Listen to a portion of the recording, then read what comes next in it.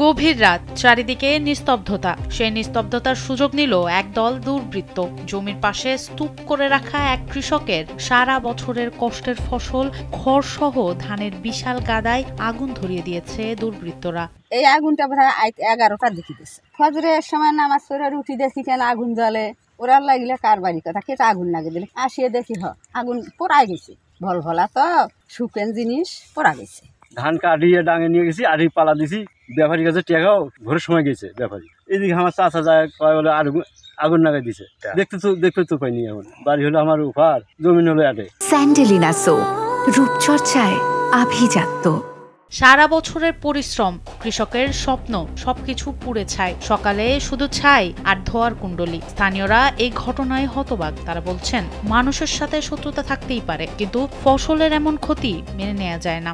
এখানে ধানের ফালা দিয়ে গেছিল জমি এলায়, কে জানি কারা আগুন লাগাইতেছে। এটা মানুষের মতো কাজ করে নাই, এটা কাজ জঘন্যের মতো কাজ করছে। আমি শুনতে পারি যে এখানে ধানের পালায় আগুন লাগাই দিচ্ছে। গ্রামবাসীর সাথে কিছু লোকের সাথে পূর্ব মামলা মোকদ্দমা চলছে শত্রুতামূলক ভাবে, হয়তো এখানে আগুন লাগাই দিচ্ছে। এখন আমরা এটার ন্যায় বিচার চাই, তাহলে এরকম অন্যায় হতেই থাকবে। তুমি রাত্রে আইসে ধান অবস্থায় পালার ভিতরে আগুন লাগাই দেওয়াটা ঠিক হয়েছে? যে এই কাজটা করছে তার শাস্তি দরকার। ভুক্তভোগী ওই কৃষকের নাম মিলন মাহমুদ। তিনি জানান, তার 94 শতক জমির আমন ধান কিছুদিন আগেই কেটে শুকিয়ে গাদা করে রেখেছিলেন। কথা ছিল পরদিনই সেগুলো বাড়িতে নিয়ে যাবেন, কিন্তু রাতের অন্ধকারে কে বা কারা এসে সেই গাদাতে আগুন ধরিয়ে দেয়। এতে তার প্রায় 70 থেকে 80 হাজার টাকার আর্থিক ক্ষতি হয়েছে। আমি গত কয়েকদিন আগে কেটে শুকিয়ে আমার কামলারা এখানে স্তূপ দিয়ে রাখছে, যে ভ্যান না পাওয়ার কারণে নিয়ে যেতে পারিনি, যে পরের দিন নিয়ে যাবো। সকালবেলা আমরা এসে দেখি পুড়তেছে আর কি। সেই সময় আর কিছু করতে পারিনি। পূর্ব শত্রুতার জেরেই তারা সম্ভবত এই ঘটনাটা ঘটিয়েছে। প্রায় 6 মাসের খাবার দাবার বা 1 বছরের খাবার দাবার আমার এখান থেকে আসে। তা আমি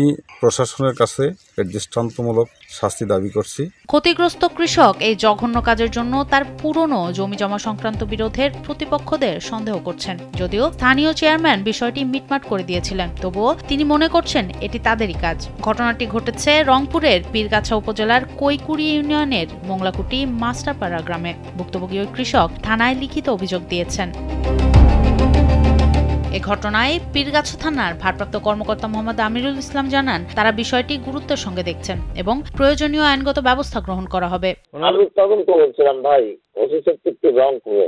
আমি জেনে দেখি ব্যবস্থা নেব ভাই, আমার ব্যবস্থা নেব, আইনে আইনগত ব্যবস্থা নেব, সমস্যা নেই।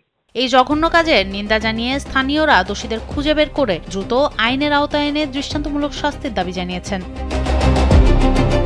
সোনম সিদ্দিকী, কালবেলা।